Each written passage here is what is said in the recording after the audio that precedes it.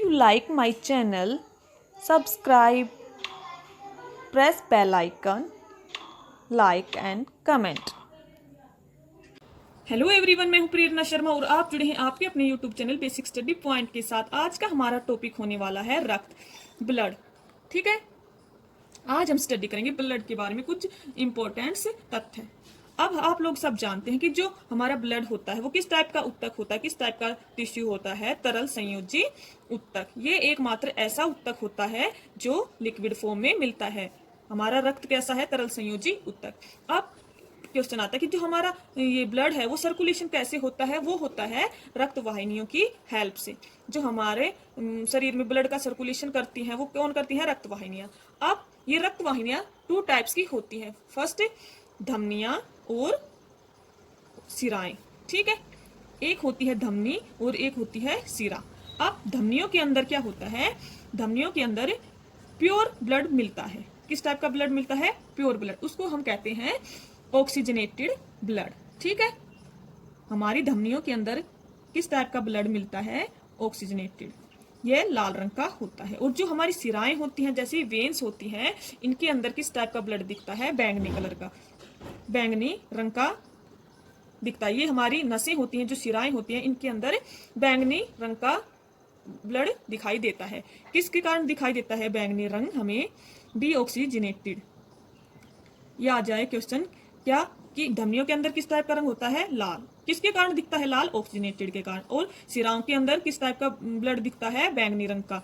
और वो किसके कारण दिखता है? डीऑक्सीजनेटेड के कारण। ठीक है, अब जो हमारा टेस्ट किया जाता है, ब्लड टेस्ट किया जाता है, वो डॉक्टर ब्लड कहाँ से निकालता है? हमारी सिराओं के अंदर से ब्लड को निकालता है। ये हमारी बैंगनी कलर की सिराएं दिखाई देती हैं। लेकिन जब डॉक्टर हमारे वेन्स के अंदर, सिराओं के अंदर इंजेक्शन लगाते हैं तो क्या होता है कि वो हमारा ब्लड ऑक्सीजन के संपर्क में आ जाता है और वो किस टाइप का दिखने लगता है? लाल रंग का। ठीक है, यानी कि ऑक्सीजन के कंपेरिजन में आके हमारा ब्लड किस टाइप का दिखने लग जाता है?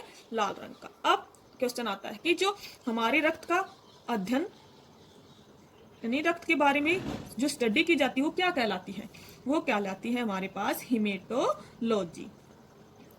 जो हमारे रक्त का अध्ययन किया जाता है कि रक्त के बारे में जो जो जानकारियां इकट्ठी की जाती हैं वो क्या कहलाती हैं? उसको हम बोलते हैं हीमेटोलॉजी। अब हमारे रक्त का पीएच मान, रक्त का पीएच मान, पीएच वैल्यू कितनी होती है? हमारे रक्त की पीएच वैल्यू होती है 7.35 से लेकर 7.45 के अप्रोक्सीमेट होती है। इसलिए हमारा जो ब्लड होता है वो हल्का क्षारीय होता है। इस टाइप की नेचर रखता है, बेसिक कैरेक्टर रखता है हमारा ब्लड। अब क्वेश्चन आता है कि जो हमारा ब्लड होता है वो पुरुषों के अंदर कितनी मात्रा में मौजूद होता है और महिलाओं के अंदर कितना? ठीक है, एक महिला के अंदर कितना ब्लड होता है और एक पुरुष के अंदर कितना? तो महिलाओं के अंदर ब्लड पाया जाता है 4 से 5 लीटर और पुरुषों के अंदर पाया जाता है 5 से 6 लीटर के अप्रोक्सीमेट ब्लड होता है। नेक्स्ट पॉइंट आता है कि जो हमारा ब्लड होता है वो कितनी टाइप्स की पार्ट रखता है। ठीक है, रक्त। अब रक्त के बारे में हमने स्टडी किया। जो रक्त होता है हमारे शरीर में क्या होता है? प्लाज्मा होता है। जो हमारा शरीर में के अंदर है उसमें प्लाज्मा होता है। उसमें प्लाज्मा का कितना पार्ट होता है? 55% तरल प्लाज्मा होता है और 45% रक्त की कणिकाएं होती हैं। ठीक है, रक्त कणिकाएं। अब आप पूछेंगे प्लाज्मा क्या होता है? प्लाज्मा एक हल्के पीले रंग का पदार्थ होता है, पीले रंग का द्रव होता है, जो कितना परसेंट मिलता है हमारे शरीर में? 55%। और ये क्या होती है? 45 रक्त कणिकाएं। ये किस कलर की होती हैं? लाल रंग की, जो हमारे शरीर में 45% होती हैं। ठीक है, इसको हम सीरम प्लाज्मा फाइब्रोनोजेन भी कहते हैं। और जो रक्त कणिकाएं होती हैं वो फिर से 3 पार्ट में डिवाइड हो जाती हैं, आरबीसी, डब्ल्यूबीसी और प्लेटलेट्स। ठीक है, ये 3 टाइप की रक्त कणिकाएं होती हैं हमारे शरीर के अंदर। अब इनके बारे में हम अध्ययन करेंगे और भी डिटेल्स के अंदर कि आरबीसी क्या होती है, red blood cells.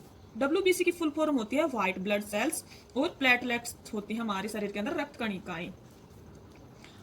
Next point आता है कि हमारे पास कि जो हमारा ब्लड है वो हमारे मानव शरीर का मानव शरीर का पेट्रोल ईंधन भी कहलाता है। मानव शरीर का पेट्रोल कहलाता है कौन? रक्त।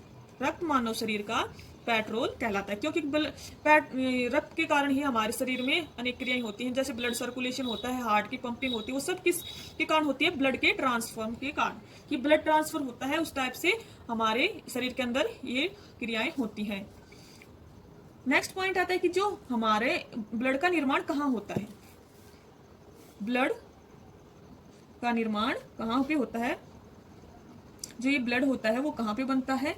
ये जो हमारे WBC, RBC हैं और प्लेटलेट्स वो कहाँ पे बनती हैं? वो हमारे अस्थि मज्जा के अंदर बनती हैं। इंपॉर्टेंट पॉइंट है कि जो ब्लड का निर्माण होता है, प्लेटलेट्स या तीनों कणिकाओं का निर्माण होता है, कहाँ पे होता है?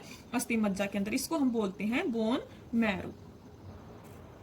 ठीक है, जो तीनों टाइप्स की कणिकाएं होती हैं इनका निर्माण अस्थि मज्जा के अंदर होता है, इसको बोलते हैं बोन मैरो। और प्लाज्मा, प्लाज्मा क्या होता है? पीले रंग का होता है। हमारे शरीर में 55% भाग होता है, और प्लाज्मा में लगभग कितना वाटर होता है? 90% इसमें क्या होता है? जल।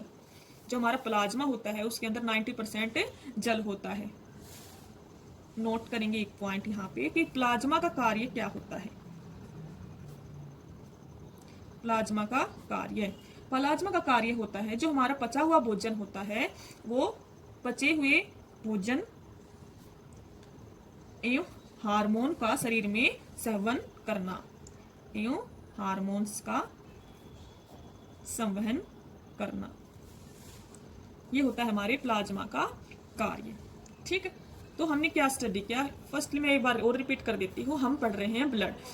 क्यों? तो क्या होता है? ब्लड एक तरल संयोजी ऊतक है, यानी कि एक मात्र ऐसा ऊतक है जो लिक्विड फॉर्म में मिलता है। हमारे जो ब्लड का सर्कुलेशन होता है, हमारे एक भाग से शरीर के दूसरे भाग तक ब्लड का सर्कुलेशन, यानी कि ब्लड को कौन पहुंचाता है? रक्त वाहिनियों की मदद से हमारा रक्त एक स्थान से मतलब शरीर के दूसरे भाग तक पहुंचाया जाता है। अब रक्त वाहिनियां दो प्रकार की होती हैं, धमनियां और सिराएं।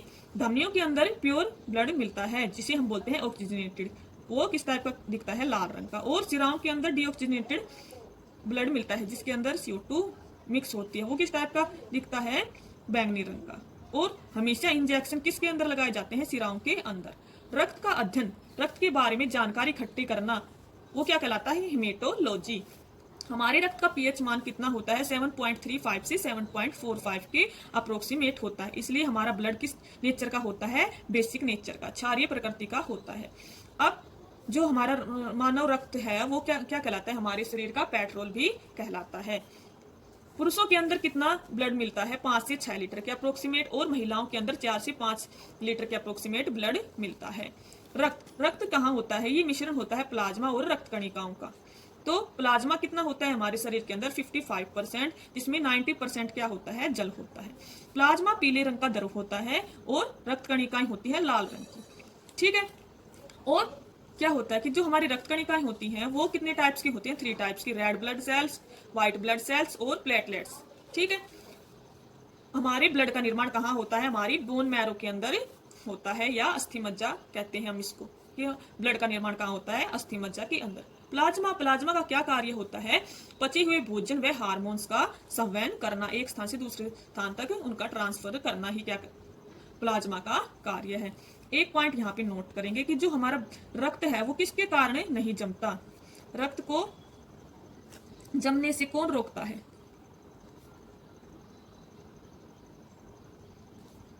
हिपेरिन।